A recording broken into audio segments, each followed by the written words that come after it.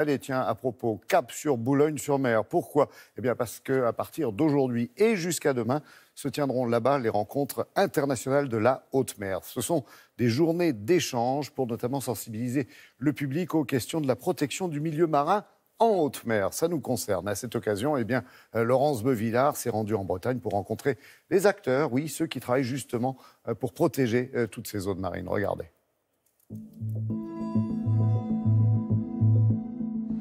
Nous sommes ici en Bretagne, dans le Finistère, à la pointe Saint-Mathieu. Historiquement, c'était un lieu d'observation. Aujourd'hui, l'activité maritime de nos océans est telle qu'il a fallu trouver de nouveaux moyens de surveillance.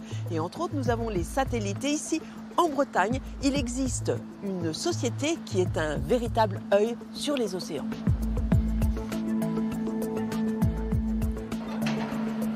Nos clients, ce sont en général les administrations maritimes qui sont en charge de la surveillance de la mer. Donc en France, on va retrouver les administrations comme les affaires maritimes, la marine, les douanes. Mais aujourd'hui, ça s'organise principalement au niveau européen parce qu'évidemment, quand on regarde depuis l'espace, on prend du recul et on regarde de très très grandes zones. Voilà, donc on vient de voir comment on recevait les images grâce à l'antenne. Et ça, ce sont les satellites que nous recevons depuis cette antenne. Ces images radars nous permettent d'observer ce qui se passe de jour comme de nuit, même quand il y a des nuages. Donc ça fait tout l'intérêt de ce type d'information. Et ce qu'on cherche finalement, c'est tout ce qui sort un petit peu de l'ordinaire, tout ce qui ne devrait pas être là. Donc, notamment des pollutions, des activités illicites en mer qui peuvent être liées à différents types de trafic. Mais à quoi ça sert ? Ce qui est intéressant, c'est de savoir qu'aujourd'hui, maintenir une surveillance par satellite sur nos espaces maritimes, c'est finalement maintenir une certaine dissuasion. Aujourd'hui, les bateaux qui polluent, les bateaux qui se livrent à des activités illicites savent qu'elles peuvent être observées depuis l'espace. Et donc par exemple, on a pu observer que le nombre de dégazages en Europe a été divisé par 2, presque 3 au cours de ces 10 dernières années, clairement grâce à l'apport de l'imagerie satellite. Aujourd'hui, seuls 10% des données sont exploitées. Un programme d'intelligence artificielle est en cours de développement. Le but, être 24 heures sur 24 opérationnel sur la totalité des zones couvertes par les satellites.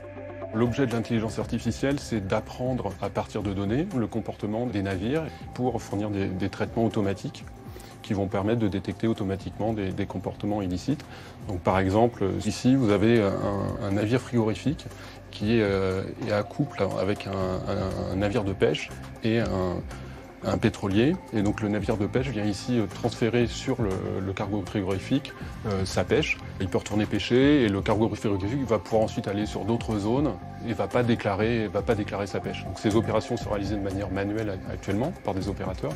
Donc là, l'objectif de l'intelligence artificielle, c'est de réaliser un traitement automatique pour être capable d'exploiter l'ensemble des sources de données satellitaires disponibles.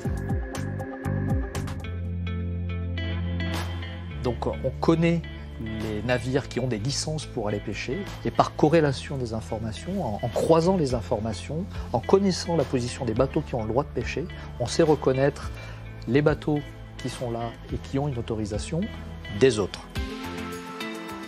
70% de notre planète est couverte par les océans, ce qui représente une surface de surveillance énorme. Et pour exemple, un poisson sur 5 est pêché illégalement. Donc ces images satellitaires représentent des armes exceptionnelles pour protéger notre planète.